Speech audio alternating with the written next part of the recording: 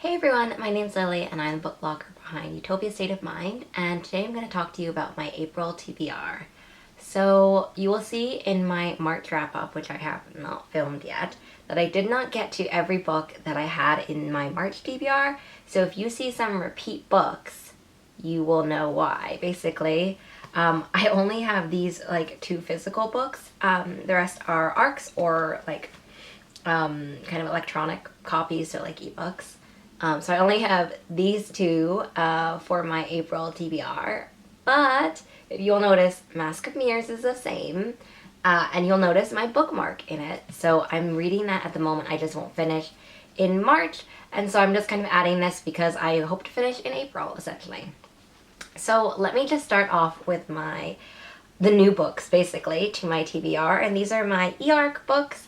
These are books where I've made a commitment to a publisher or for a blog tour. So the ones that I have are Counting Down With You by Tashi Bhuyan. I'm so excited for this Bangladeshi fake dating. I've been excited for Counting Down With You since it was announced, basically. And Tashi has been just so lovely on Twitter, and it's just one of those people that you really want to support. And so I've been really excited for Counting Down With You, and I'm so excited to start it because fake dating has been basically my obsession within the last calendar year, I feel like. I don't really feel like I was that into it in 2019, but in 2020 and so far 2021, I'm all here for fake dating. The next one is Hurricane Summer by Asha Bromfield. I'm really excited for this debut novel that takes place in Jamaica. It's also a contemporary with a hurricane also storyline. I haven't read too much about it, obviously, because it's in my TBR. I'm just really excited for this blog tour, and the cover is just so gorgeous. And I also don't think I've read that many books that take place in Jamaica. I want to say this may be my first one or two. Maybe I have another one in the history of my life, essentially, but I can't remember. And then the next one is Tokyo Ever After by Amico Jean. I'm just so excited for this one because it was comped to Princess Diaries meets Crazy Rich Asians. So I'm just really excited because growing up I really enjoyed the Princess Diaries movies. They just feel so nostalgic to me, and so I'm very excited. Amico Jean is an author that I've wanted to read before, and so now I'm really excited to read Tokyo Ever After for this blog tour. And also maybe a little bit something extra. But I'm so excited for Tokyo Ever After because A, I really love the cover, but also, yeah, the Princess Diaries comp is up my alley. The next one is Rhea and the Blood of Nectar. This is by Payal Doshi. I'm really excited for this one because it's a South Asian debut middle grade. So I'm really excited because I've been reading a lot of middle grade in 2020 and 2021, mostly because I'm kind of on this kick of reading fantasy middle grades that I've really, really loved. So obviously when I think about fantasy middle grades I've really loved, I think of Aru Shah, I think of the Rick Riordan imprint, I think of Rena Barron's middle grade, I think of Paula Santiago, I think of all of these different middle grades that I've really come to love. I think of Tristan Strong, I think of so many different ones, and so I'm just so excited for this one. I was really excited when the publisher emailed me about it, and so it was one of those things where I was yes, immediately, I want to do this. The next one is The Luck of the Titanic. Stacey Lee is an auto-buy author for me. Stacey Lee is such a historical fiction queen. I have loved all of Stacey Lee's books, which I've read all of Stacey Lee's books. I'm so excited for The Luck of the Titanic. So far, The Downstairs Girl is my favorite Stacey Lee book, but The Luck of the Titanic proves to be something that I'm just so hyped for, and I feel like this might rocket to the top of my most favorite Stacey Lee books just because it has A, the Titanic, which I'm super interested in, and B, also musicians, and I think also maybe sisters or something like that as well. So I'm just really excited for The Luck of the Titanic. I also saw that Rachel from Wreck-It Rachel just did a TikTok essentially about how heart-wrenching The Luck of the Titanic will be. So I'm just also a million times excited for it because it's Stacey Lee, historical fiction, Titanic, music, Rachel, all of these things, so excited for. I'm also really excited for Lucky Girl. So I did a cover reveal with Jamie Paxton and Paige Street for Lucky Girl, and I was like, oh, I really want to start Lucky Girl, but I have to I have to read according to my calendar. I wish I had just started it. I'm trying to be better in the future about kind of just like starting books I'm really interested in, and not paying too much attention anymore to the calendar. Like, okay, I'm just the type of person where I will pay a lot of attention to the calendar, but also I want to kind of just go a little bit more with my mood recently. That's kind of what I've been wanting to do. So I haven't figured out yet on how I'm going to balance that in my TBRs and also in my reading month. So, you know, come along on this journey with me. But I'm really excited for Lucky Girl from Jamie Paxton because I really loved The Life in Medieval Times of Kit Sweetly, Jamie Paxton's debut. So I'm really excited for Lucky Girl because it has this concept of the lottery and like what would that do to your life. I really enjoyed reading that in Jackpot by Nick Stone. That was like the only other lottery ticket kind of book I'd ever read. So I'm just really excited for it and kind of what implications it will be for the main character. I'm so excited for my last book, and this is From Little Tokyo with Love by Sarah Kuhn. I feel like I've said excited 5 million times in this video, but a lot of the releases for April, well actually a lot of the releases for May that I'm reading in April were ones that I've been hyped for like even in 2020 essentially.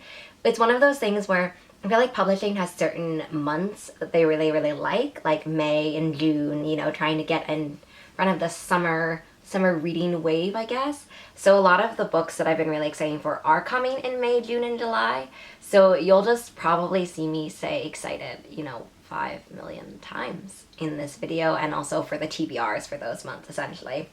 But I don't know if you know, but I love You So Mochi. I've been screaming about this on Twitter at least and Instagram for a really long time. Because I Love You So Mochi kind of just swept in and like took my heart essentially. I bought it for my mom after I read it. Like I just really love this book. So Sarah is one of my auto-buy authors. I've also loved her other series, Heroine Complex. That series with superheroes. I've talked about that series in a different video as well. I will link that below about like series starters that you should read. So in general, big fan. Also very excited for this one. So now let's get to my finished books / backlist book TBR section. So if you don't know, I kind of portion out my TBRs for kind of e-arcs and also books that I've already published just to give myself a little bit of a break from like the constant e-arcs. So the first one has to be Phoenix Flame. I hoped that I would read this in March. I read Haven Fall and I really enjoyed it. I've really loved Sarah Holland's previous books, Everless and Evermore, just because the world building has been so interesting with like the blood magic and like coins made of blood and time and all of that stuff kind of wrapped up in one. Definitely recommend those if that kind of topic sounds interesting to you. But I'm really excited for Phoenix Flame because I liked Haven Fall and I really liked that world building again. So I'm very excited to see where Holland brings it in the second one, and the covers for these books are just so gorgeous. The next two are For a Muse of Fire and A Kingdom for a Stage by Heidi Heilig. I hope that I can read A Kingdom for a Stage. It just depends on when I can like read this book. For a Muse of Fire, I've read other Heidi Heilig books, so I really like The Girl from Everywhere and The Ship Beyond Time. Those are fantastic world building seeds as well. I am a sucker for good world building seeds. And I'm really excited for a Muse of Fire because it seems to be kind of musical as well. And a fantasy too. So they're just also so gorgeous. I'm really excited for this one. So I'm very excited to read For a Muse of Fire and also A Kingdom for a Stage. So I hope that I can read both of these in April. Fingers crossed. Please send me all your good vibes because I would really appreciate it. The next book has to be EXO by Fonda Lee. I'm so excited for a Fonda Lee book. I've read Jade City and Jade War and just like one of my favorite series ever essentially. So I'm very excited to read one of Fonda Lee's like YA books. I haven't read any of Fonda Lee's like other books besides Jade City and Jade War. And this is going to be the Backlist Bookworms pick for April. Basically, it was like the second pick for March. And so we just decided to like do this one for April. And I'm really excited to see what comes of it. I also could not find my arc of it. I have like an arc of EXO and I don't know where it went, but hopefully I find it before I need to start reading this, because, you know, it would help. Worst comes to worst, I can take it out from the library, but, you know, I kind of also hope that I would be able to find it, and I haven't yet. The next book on the TBR is the one of the 2 books that I didn't get to in March, and it is Mask of Mirrors. Big surprise. I kind of told you at the beginning that this is going to be here. I'm really excited for Mask of Mirrors. I've read 100 pages of Mask of Mirrors, so, you know a little bit more than I did when I talked to you last about Mask of Mirrors. It has such great kind of con woman, con artist vibes. It's one of my things that I really love reading about con artists, essentially. Maybe that's weird. So I'm really excited for Mask of Mirrors. I read about 100 pages and I really like it so far. And, you know, I hope to finish it in April. It would be really bad if this kind of ended up on my May TBR. And the other book is Lalani of the Distant Sea. This is the only other book from March that did not make it to my reading month.